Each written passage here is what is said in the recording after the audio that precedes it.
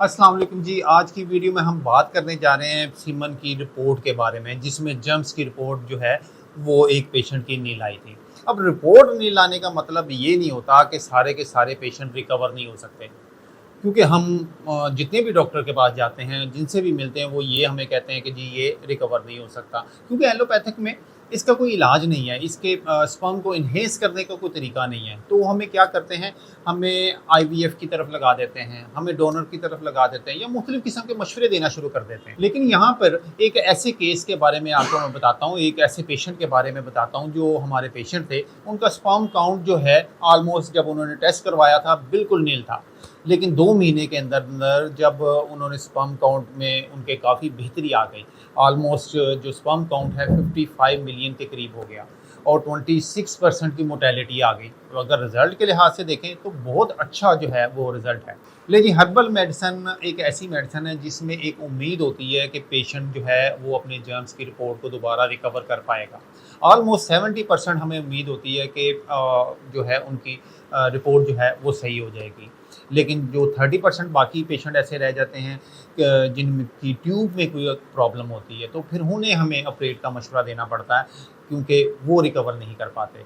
तो सबसे पहले हम ये जानते हैं कि एज़ोस्पर्मिया होने के रीज़न्स क्या हैं, ताकि आप इसको अच्छे तरीके से समझ सकें और आप खुद जान सकें कि यार मुझे इसमें एज़ोस्पर्मिया की प्रॉब्लम है या नहीं है। एज़ोस्पर्मिया होने की 3 मेन रीज़न्स होती हैं, जिसमें नंबर 1 प्री टेस्टिकुलर है और पोस्ट टेस्टिकुलर होता है। हमारे जो स्पर्म बनते हैं एक लंबे प्रोसीजर से गुजर कर बनते हैं, और आजकल हम इन्हें दिन रात ज़ाया कर रहे होते हैं। ऐसे लोगों को लाजमी ये वीडियो दिखाएं ताकि उन्हें समझ आ सके कि हम कैसे एक अनमोल ख़जाने को जो है, एक अनमोल तोहफे को ज़ाया कर रहे हैं। तो हम बात कर रहे थे प्री टेस्टिकुलर की।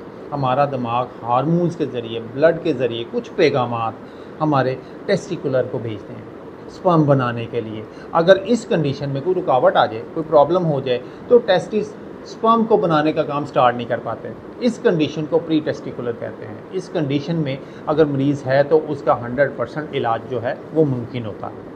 दूसरी जो रीज़न थी टेस्टिकुलर, इसके बारे में हम बात कर रहे थे। अगर आपके टेस्टिस में कोई प्रॉब्लम हो जाए और वो स्पर्म नहीं बना रहे, तो इस कंडीशन को हम टेस्टिकुलर कहते हैं।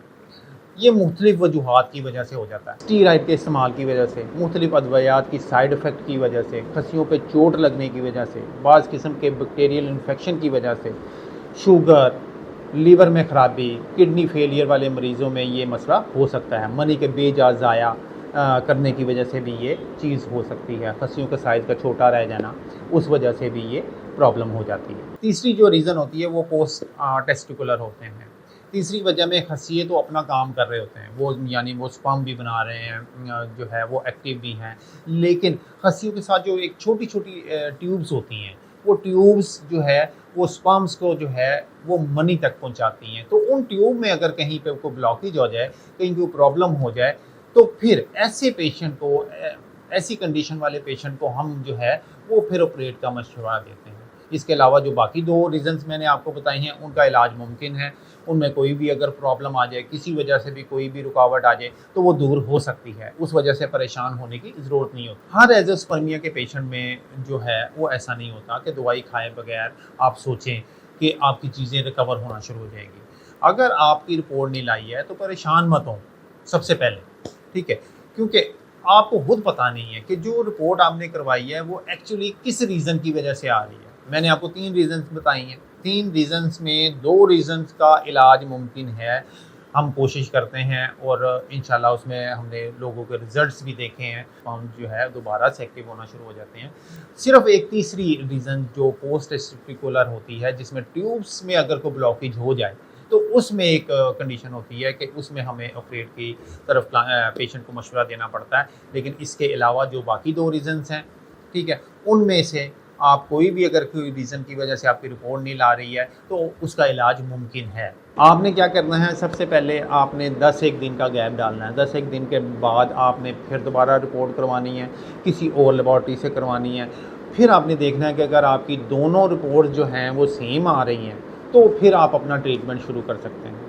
तो आप अलबर्नी स्पर्म काउंट के साथ अपनी आदतों को थोड़ा सा चेंज करें, थोड़ा सा लाइफस्टाइल में चेंजिंग लाएं, थोड़ी सी मॉडिफिकेशन उसको करें, एक्सरसाइज करें, तो 100% आपके जो है वो स्पर्म में इजाफा हो जाएगा। امید کرتے ہیں آپ کو ہماری یہ ویڈیو پسند آئی ہوگی، اور اگر پسند آئی ہے تو اس پر لازمی لائک، سبسکرائب اور شیئر کریں، تاکہ ایسے پیشنٹ جو سپرم کی کاؤنٹ کی وجہ سے، ان کی رپورٹ آنے کی وجہ سے جو پریشان ہیں، ٹھیک ہے، ان کو مدد مل سکے، ٹھیک ہے۔ اس کے ساتھ ہی مجھے اجازت دیجیے، اللہ حافظ۔